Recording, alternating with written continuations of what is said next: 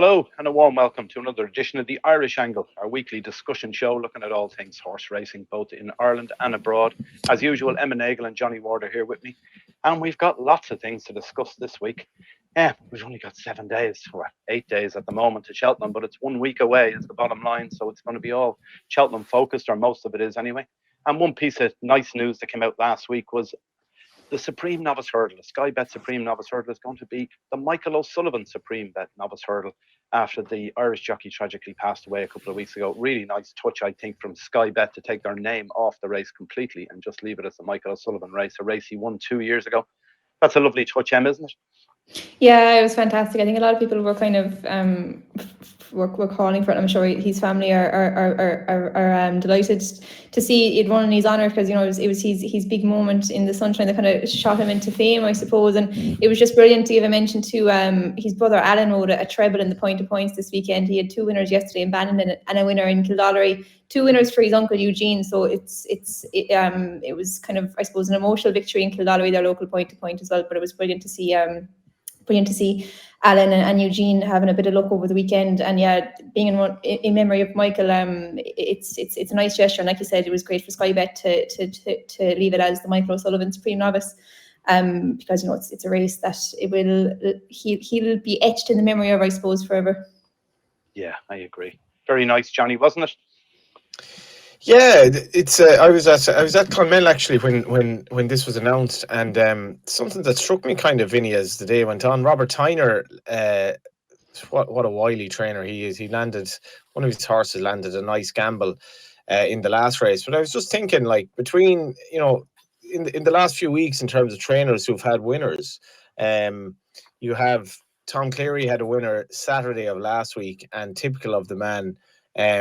After the race, he basically said, I'm just thinking of the O'Sullivan family, and between, you could say, like, Henry de Bromhead, Robert Tyner, Tom Cleary, and they're 3 trainers who've lost a son, basically in the racing game. So the O'Sullivan family, the Cleary family, the Tyner family, the Bromhead family, they could all kind of relate to how difficult this is, and to see all of their sons honoured in a race name, it's a small thing, but I imagine it's a beautiful gesture. And I have been thinking of those families as well at this time, because I imagine it brings it right back home, even though it's never away from home, and what they've all gone through and still continue to go through. But I feel this was a lovely gesture and the perfect race in which to honour him. And I have to say, I wouldn't be alone in getting emotional if William Money won the race, which I don't think is out of the question either. Yeah, in the same colours he won the race in 3 years ago or 2 years ago himself as well, on Marine Nationale. Anyway, another jockey who's always in the wars is Jack Kennedy. Broke his leg for the 6th time. He's back today, rides at Leopardstown, 2 rides over hurdles to get him back in the swing of things for next week in Cheltenham. Good to see Jack back, isn't it? Yeah, fantastic. He actually made a fairly quick recovery. I'd say he wasn't expecting himself to be back. I think he said when he broke it first, he was kind of ruling all the big spring festivals out, like 13 of November. And I heard him on Nick Daily there the other day, and he was saying he feels fitter than ever coming back. 2 rides in Leopardstown today to kind of blow the cobwebs out. He's got Thurles on Thursday. I'm sure he'll have a few rides there. And then there's the meeting on Sunday as well. So he'll have a bit of a chance to kind of get his eye in again. 2 rides today. He probably could get back with a winner as well. That Qualimita is 4-6 for her maiden hurdle. I was hoping, I think, remember Gordon gave her as a horse to follow at the start of the year. I think I actually have her backed anti-post for the Mayor's Novice, so I was hoping she would probably be in Cheltenham next week rather than giving Jack a welcome back winner. But it'll be good to see him back, and hopefully he can get on the board before he goes to Cheltenham next week, because some big high profile rides, and got the news Brighterdaysahead going for the champion hurdle, and I think he said that's the one he's most looking forward to riding as well. So yeah, good times for Jack Kennedy. Yeah, very exciting. It'll be exciting for him to get back on that horse as well. It'll be terrific. We've got some racing prospect next Tuesday. Johnny, what do you make of it? All 4 looking like they're going to run the big names in the champion hurdle. It's what you've always wanted, so we're going to get it.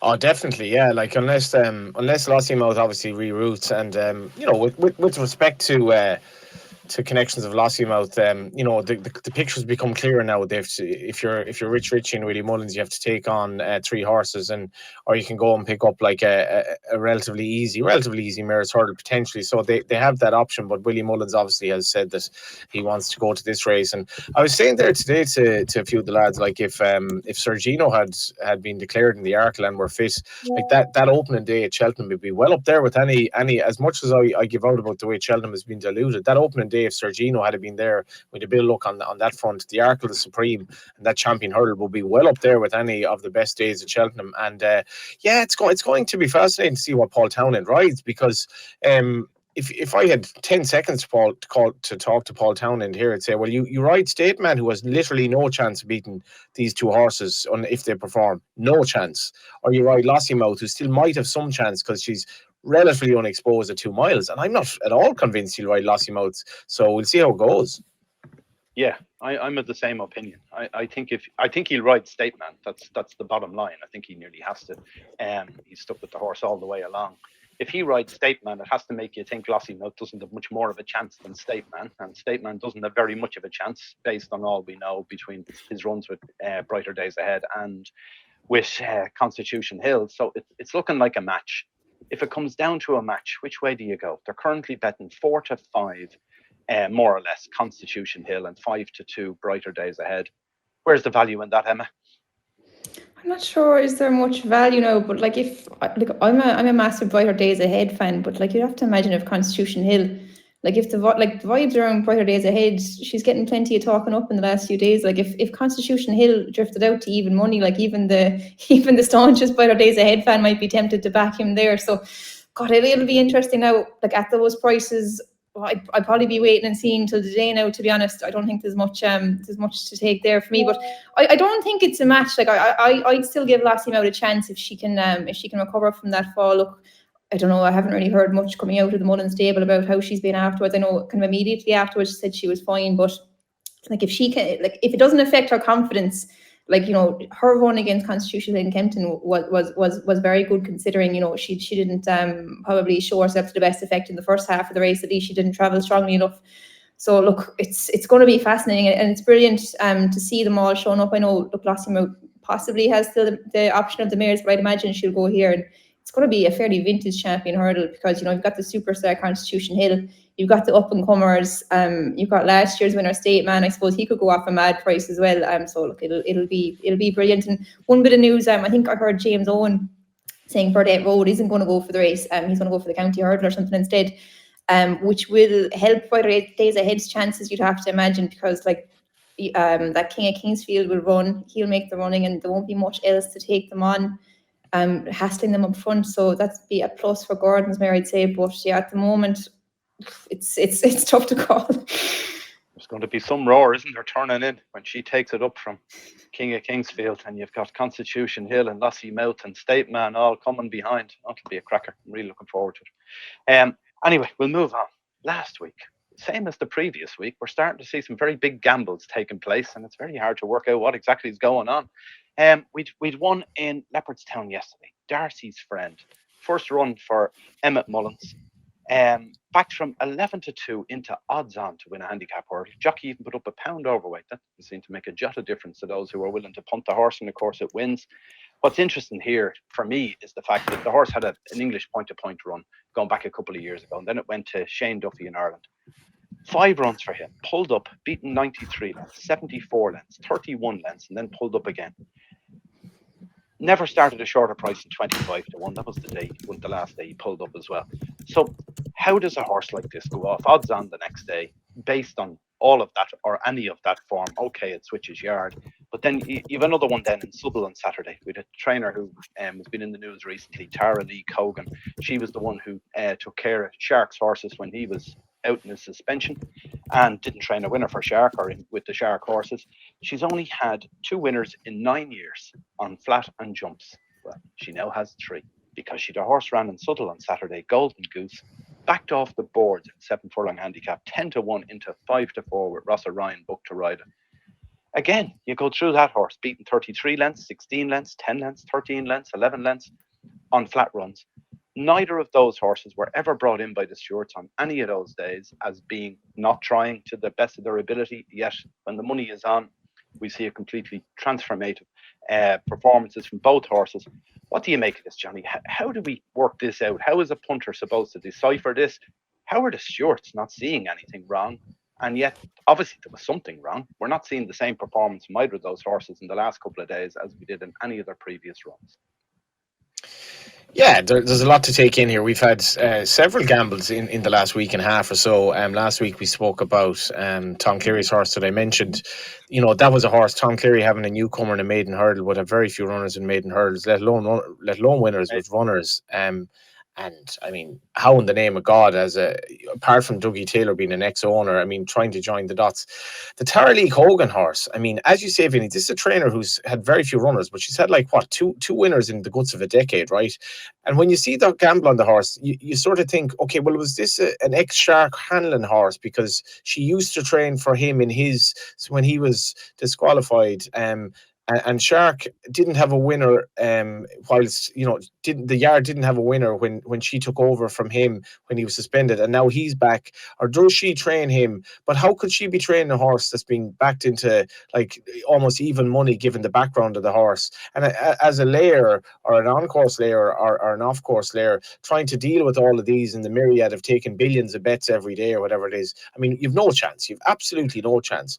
And I had to go back to when Paul Tobin trained 2 + 2 = that day, when there was that near four-timer in Tremor, when you as a layer have literally no chance of anticipating what's happening here. And if the guy who's having the bet, or the woman in the case of Megan McCann, if you're putting together these multiples or all of these bets that are going on, you can build up massive liabilities as a bookmaker. So like, I have this kind of pipe dream of offering a bookmaking service on Irish racing, and I'd like to lay a grand win only on all horses, as long as you work your system well, and a grand win only. But can you imagine dealing with multiples? Like, what would you do? You just have no idea what might happen on any given day. And when you see examples like these, where as a bookmaker you have practically no chance of anticipating it, you can see why they'll be skittish and why they're reluctant more so nowadays to lay multiples.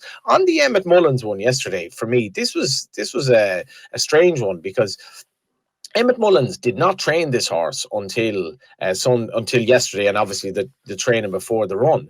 So why was Emmett Mullins called in to explain the improved form of a horse that he had nothing to do with any of its other runs? So why was he called in? I just found that perplexing. And I think Gavin Cromwell one was the previous race, and the next Tony Mullins horse wasn't called in, which would be utterly understandable. Like, the horse had improved on his previous run, but Gavin didn't train him. So how was Gavin to explain, oh, well, this is why he didn't run well the last day? So Emmett was called in twice yesterday, as far as I can see, on the JP McManus horse who flashed home in the maiden hurdle, but I think was well backed. And then the horse who bookmakers, how you would put in an Emmett Mullins horse switch yard at 10-1 is another matter. But you might be laying small money on that. But why was I don't remember, and I was talking to Emmett earlier, just kind of off the record. He couldn't remember something like that, where a trainer was called in to explain an improvement in form, even though he didn't have anything to do with the horse for any of its other runs. So that utterly baffles me. And I mentioned 2 + 2 = because when 2 + 2 = ran for Paul Tobin in Tremor, and that was on the 12th of August, finishing third, as an absolutely bizarre quirk of stewarding, because he didn't win the race, the trainer didn't have to come in to explain how a horse who had been beaten 93 lengths, 62 lengths, and pulled up at 300-1, 250-1, and 200-1 for him, was somehow backed into 5-4 to win a maiden hurdle and finish third. So improved like exponentially. But because, from what I recall in that day, because the horse didn't win, he wasn't called in. But why Emmett Mullins was called in to explain a horse's improvement when he didn't train him before that is a new one on me. I find that absolutely baffling. But the one thing I will say is, Vinny, like, I was at Clonmel on Thursday, and like, you have these kind of banal sort of cards where there mightn't be an awful lot happening. And the gambles on horses, I have to say, it still adds so much life to it. I'm still involved in a leg or two on a horse. I'd love to pull one over the bookmakers. I'd love to pull off a gamble. I would love to take millions, billions even off Flutter and these people who have so much money. I'd love to do it, and it is not easy. And when you see Robert Tyner's horse, whose name escapes me, winning that last race at Tramore, Friday Whittle. Brody Whittle, like I was told coming racing by connections around, I think the horse is owned in Dungarvan, Waterford direction, I think, that, this horse is fancied, yeah. It was still easy to back on course and all that, but Robert Tyner just shown the absolute genius of the man to lay one out when it wasn't that easy to predict either. Stepped up and trip and yada yada. And I still love these gambles. Like, it gives me so much of a buzz to see, to kind of join the dots in terms of the two horses that had been connected to Dougie Taylor and what's going on here, and what's going on with the Tarlee Cogan horse, nearly even money, that has no real form, and what's going on with the Tyner horse, and what's going on with Emmett Mullins landing a gamble.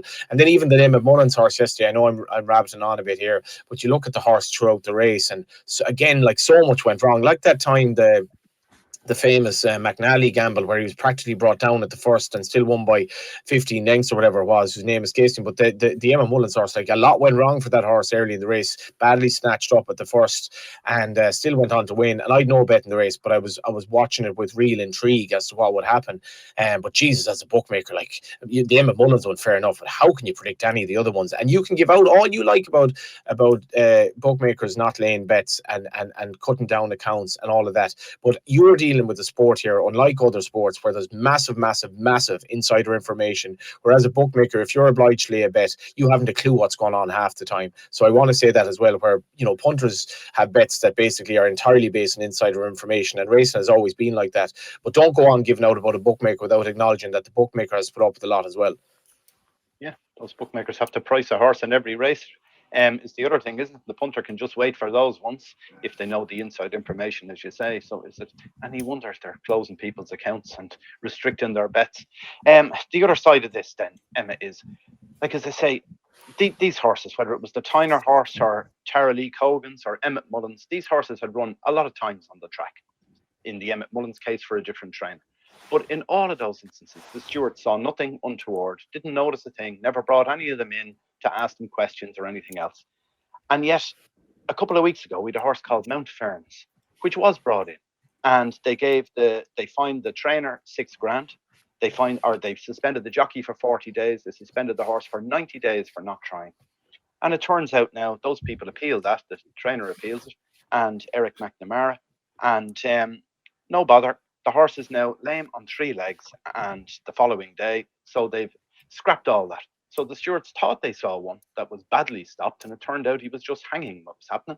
What do you make of this? They've no chance, the stewards, have they, or have they no idea? I don't know what's going on. Which side of it is it?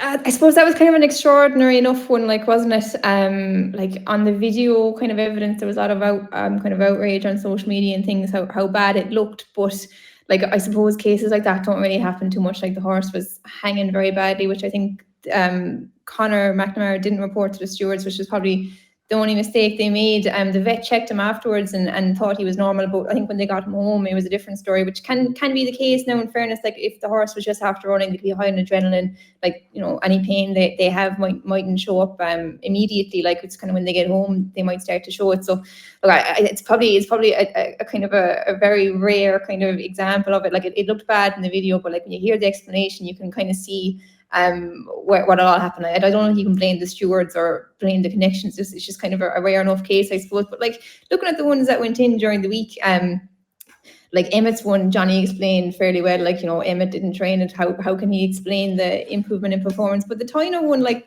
for example, like, she's a 7-year-old mare, and it kind of ties into your blog, like, about how the smaller trainers now are kind of struggling a bit. But, like, landing a gamble like this is kind of maybe like a Cheltenham for them, I suppose. In a way, it's kind of something that smaller trainers have to do to keep going, I suppose. But, like, looking at her runs, like, she missed a year. She missed a year off the track. Like, she's only run, I think, 6 times over hurdles. She had a comeback on in Punchestown in January, and, like, I watched that race back this morning, and she ran well enough. Considering she'd been off for a year, and I think she'd fallen or unseated or slipped up or something on her run before that. So probably trying to give her a bit of confidence. And then stepping up to 3 miles, like you love to see it really, because it's a very hard thing to do to land a gamble like that. Like, you know, she was priced up, I suppose, fairly enough, I think 12 to 1 into 5 to 1. But like, I think more often than not, a gamble like that will probably go wrong. Like, to have the confidence in your kind of ability to have them ready for that and put the money down has to be applauded, I suppose. And the Golden Goose one, like, kind of similar enough. I don't know, did that horse actually improve at all in its performance? Like he'd ran in a few maidens during the summer, and he ran, I think, 2 handicaps in Ireland off 65, 62, down to America 55, first time back since July. Like, probably just dropping down the handicap in calmer waters is probably the reason, like, and probably just well placed more so than improving in form, I'd have to say anyway. And it was interesting, I think, was it Simon Knott had a tweet up during the day saying there was a punter wandering around the betting ring in Newbury trying to get big sums on this horse. So you'd wonder, like, was it just the public kind of caught onto it as well, more so than connections having massive sums on it as well? But look, I kind of like Johnny. I think the gambles are kind of intriguing, and it's kind of, I suppose, been kind of a really interesting aspect of racing, I suppose, for punters as well. And I think more often than not, people are happy to see smaller connections landing them anyway, at least, because, you know, it adds a bit of excitement as well. Yeah, like, and another thing, Vinny, on the Mount Fern thing, I followed this horse a bit because I was at Listowel when he won. Should have backed him, but that was the day when TG Carr had preference in terms of interviews over racing TV because they were doing it live. I never got to speak to Eric McNamara as I would have after the race, when I think he told the TG Carr viewers basically back this horse in Mount Ferns after Frank and Dale had won. But then the next day in Cork, if you watch his race in Cork actually on the 3rd of November, that to me was quite like the run of Clonmel. He does seem to hang, and he was kind of, Conor McNamara looked ill at ease on the horse that day. And then at Clonmel, to be fair, Vince Casey, the part owner, got on to me afterwards saying, like, this genuinely, like, this horse was off. He was trying, and I've absolute respect for the stewards calling him in. The stewards should be calling in more horses and basically just saying, if we want to refer this on, that's fine, but this looks suspicious to us. We're not accusing you, Van. We're going to pass this on. And in this instance, as bad as it looked, I think there are far, far worse examples of it. And like, as Emma says, it's very, very hard to pull off a gamble. Like, I've been involved in a horse that I own 40-50% of, we'll say, for the last year or so, and the training fees of a horse that's barely running and what I'm getting out of it, it's so expensive. Like, it's so expensive. If you're lucky enough to win prize money, so you need to be able to get to avail of that inside information, and you need to be able to make a few quid if you have that inside information as a bet. And racing is always like that, so I wouldn't begrudge any owner who's trying to pull one over the bookmakers, because it is not easy. Yeah, the other thing, just the last thing on this, just you mentioned Mount Ferns there, and the fact that the owner was saying he was off the day in Clonmel, which is fair enough.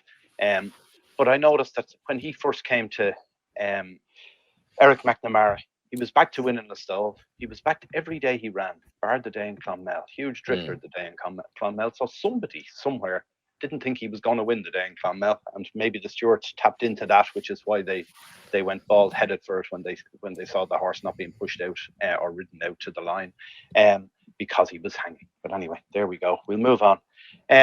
Shark Hannon, he's back, as we mentioned, and one trainer who won't be back is Michael Hourigan. He's given up. He had a great career. He obviously had Beaver Salmon and Jordan's Pride were his 2 main ones, but a great character. I think he was 6 years training horses before he had his first winner between point to points in the track, which is astonishing, really, when you think of it. A bit before your time, Emma, was he his star horses were, but he's from your neck of the woods, down that end of the country anyway. Yeah, I mean, I'd have kind of distant memories of Beaver Salmon and Doran's Pride, but a little bit before my time. But yeah, look, kind of a legendary figure in Irish racing, I suppose. I think started training in 1973, and kind of seen a lot of changes in racing, I suppose, since then. Like you said, 6 years before he got his first winner, but massively successful. Since I think he trained almost 1,000 winners. You know, Beaver Salmon, 10-time Grade 1 winner.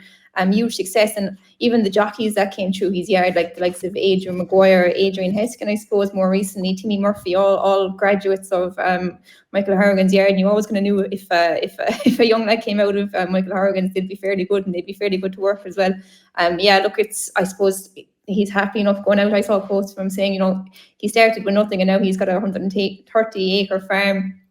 He's had a great time in racing, and yeah, look, I suppose the racing has changed an awful lot since he started. I think he's second in the Trainers Championship twice, back in late 90s, maybe early 2000s. And I was looking back on the kind of top 10 back then, like looking at it now, like back then there might have been 10 trainers with a similar amount of winners, whereas now it's kind of a big four, and then there's a massive drop off since then. So like, the game has obviously changed massively, but since Michael started training. But yeah, it's I suppose good to see him going out on his own terms and after a great career, I suppose.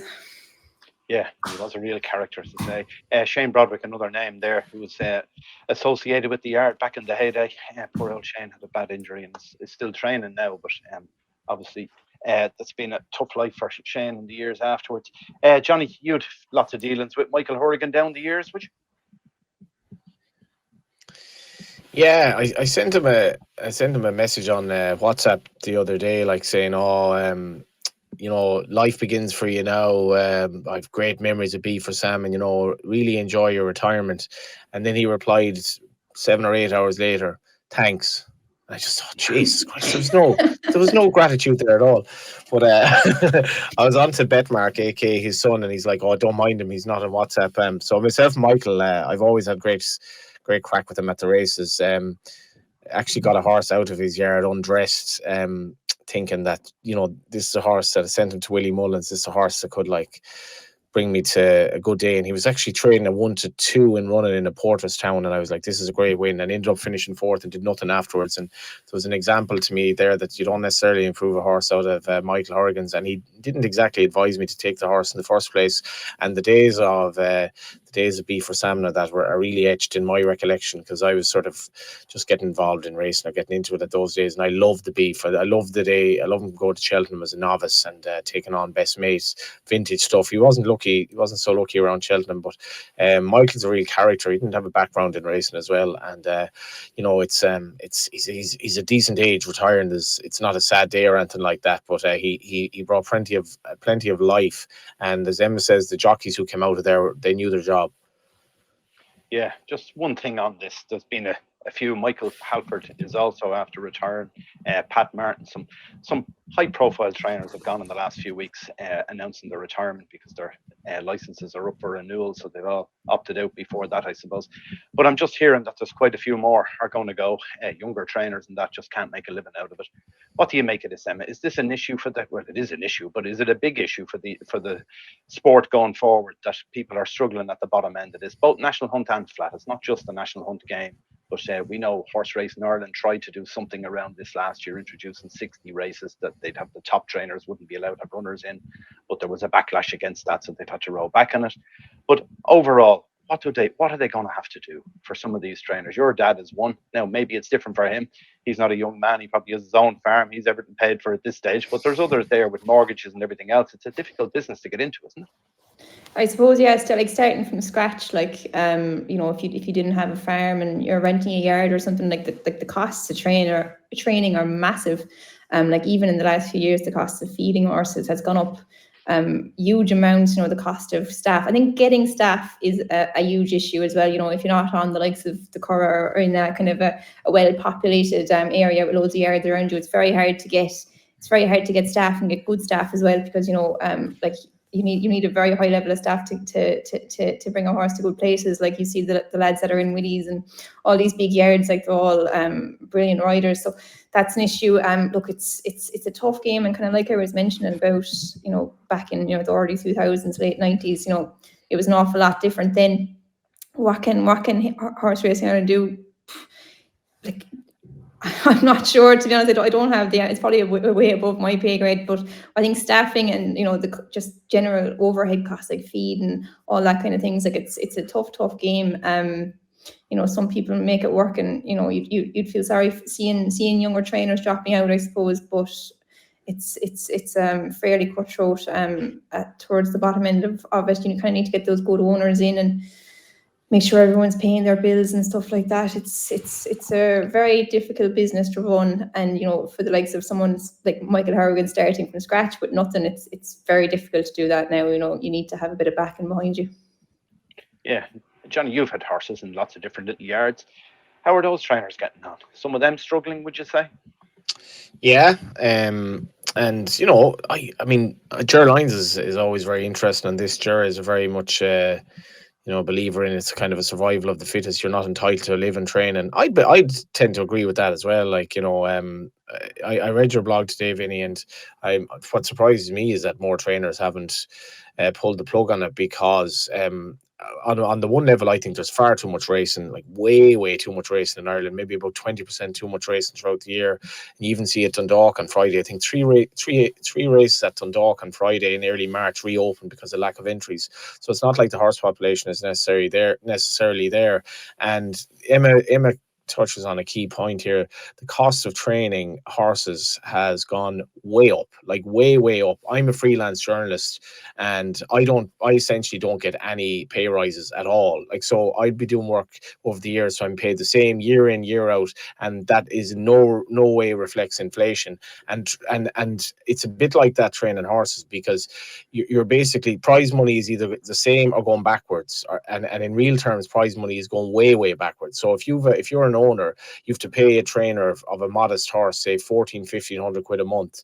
That's maybe before the horse even runs. So then if the horse has a couple of runs, you're talking over 2,000. Maybe the horse might be no good. If the horse is lucky enough to rock up to race, then say it's a 20 runner maiden hurdle or 20 runner handicap hurdle at Navan, the prize money might be about 6.5 grand. So if you're extremely lucky to beat 19 horses and get into the race, beat 19 horses at Navan, you might get 2 months training fees out of that.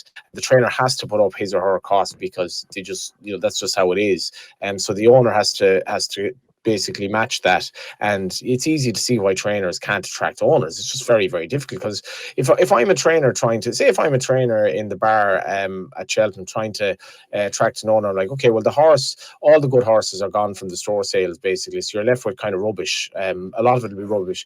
Most national owned horses are basically worthless, because the what it'll cost to train them, it's crazy. You shouldn't get involved. You literally shouldn't get involved. So how, as a trainer, am I supposed to fill this owner with? You're probably going to lose 80% to 100% of what you put in. But and I haven't trained 2 winners in the last year or so, but you should come with me. So it's no wonder it's hard for trainers. And there's such a concentration at the top now. My big problem with Irish race at the moment is prize money is very bad compared to the cost of training fees. Yeah, I think for younger trainers as well, like it's difficult to start off, kind of like just building on what Johnny was saying, like the cost of training horses, like it's huge. And if you start off on a low fee to try and attract owners, and then your costs are going up, your cost to feed, your cost to maintain the gallop, your cost of staff, you can't, and you're trying to keep these owners happy. You can't really put your fee, let's say I'm a Nagle trainer, I can't put my fees as high as Willie Mullins, because then they'll just send the horse to Willie Mullins. Why would they have the horse with me if I'm starting off? I've never had much success. You're either going to have immediate success, be a kind of a big name, maybe be a jockey going into training or something, like just for someone to start off with no massive background, like it's very hard to compete. And yeah, it's a difficult industry to, and like they could be a brilliant trainer of horses, like a brilliant horse person, but the amount of running there is in the business for a trainer as well, like it's not just training horses, there's so much paperwork. The paperwork has gone incredible in the last few years. You've to everything is digital, and there's so many boxes to be ticked and I's to be dotted. It's very difficult. And I think a lot of people maybe going into starting off maybe don't really realize that, and even chasing owners for payments, and it's a job I have been well advised to stay out of, and I don't envy anyone to doing it now. It's obviously brilliant if you can make it work, but it's very difficult. Even that, Vinny, like the horse I'm involved in at the moment, I'm behind on my training fees. I'm frequently behind, and the trainer will say, "Oh yeah, like, don't worry about it." But if you multiply me then by 100, you could be behind like hundreds of thousands, like potentially. And then the amount of trainers who are left horses because the owner just basically legs it. There's that difficulty. I always really I feel sympathy for a trainer trying to explain to a syndicate after a race why a horse went poorly when he or she just might have no excuse. Now on the other hand, some are making a go of it. I feel Keane Collins is going to go really far in his career. He's had the right kind of background in it, and he's had plenty of winners. Ian Donoghue got a win out of Dunboyne at the weekend, which is a hell of an achievement for a horse that basically had stopped even trying in races. Ian is doing very well. You see the likes of Danny McLaughlin, who's only a nipper on the flat, getting a great kick out of it, and I really admire those young trainers who are in it. It was interesting. I was talking to Dennis Hourigan after a preview on Thursday in Waterford. And I asked about a trainer who I asked him, why do you think he just didn't kick on as a trainer? And he said the reason he didn't was because he was used to the way it was done in the yard for years, and he never moved out to other yards to see how it was done. He just stayed still, and that yard, the way they trained, was going back decades, and it just never changed. And you have to evolve to change. I thought that was quite interesting because training has really evolved. You look at the top trainers, how hard it is to compete with them, and the facilities they have. And ultimately, I think a lot of the trainers who are struggling, the reason they're struggling is that they haven't been able to evolve, or they haven't had the facilities to evolve, or they haven't had the money to evolve, and it's a very, very tough game. Yeah, and of course, as we mentioned, there's a barrier to entry as well for new people coming in. You either need to have land and boxes and all the rest of it, or you need to rent them. So it's an expensive business to get into. Maybe that's something that horse racing in Ireland could look at, because where I am around the Curragh, there's a huge amount of empty yards that there used to be full. Lots of places that had lots of horses are now sitting there empty with just empty boxes, going to rack and ruin. They could do it, getting someone into them.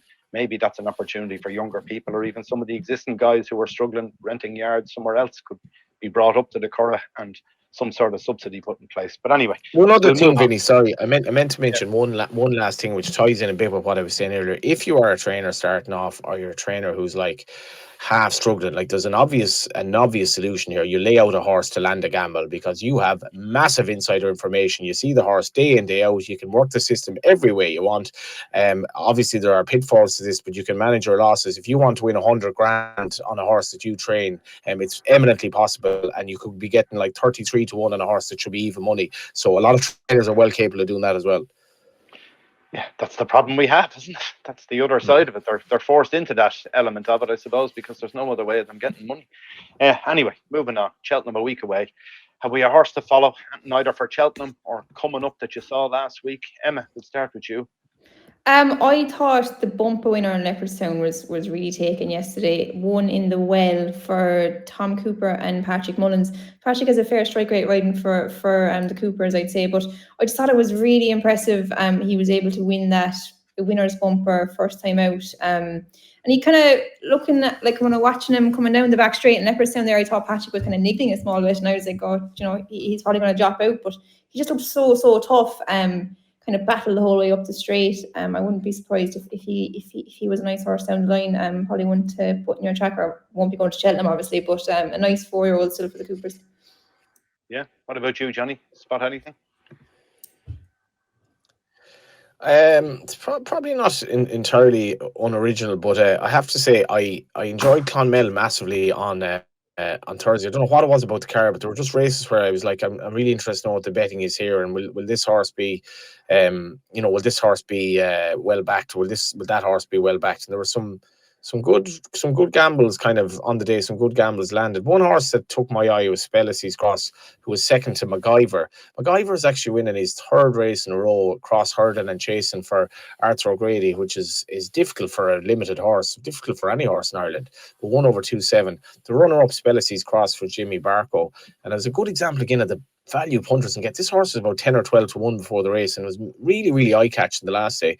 And you could back him in the ring, I suppose, around 10 to 1. He was beating a short head in the end, 7 lengths clear of the third. I thought he ran a blinder. He looks I think he's a horse to start off with Derek O'Connor in points, and I think he might even run behind Romeo Coolio for some out. Spellacy's Cross is a horse I'll be following for the rest of the year. Good stuff. All right, I'll give one for Cheltenham next week on Tuesday. Runs in the national, presumably runs in the National Hunt Novices Chase, the race that they've switched to a handicap now. John Flavin trains at Midnight Hour Fred. I was going through this race yesterday, and I can't believe the handicap market has. This horse was second in the Paddy Power Chase and gets to run in Cheltenham off a £4 higher mark. It's a second season novice, which is a good thing going into novice races at Cheltenham. It also has 3 solid runs over the course before, including second over 3.5 miles at Cheltenham a year ago, back in April. Runs well fresh, needs decent ground, and we haven't seen it since Christmas. If that turns up, I think it'll got a big chance.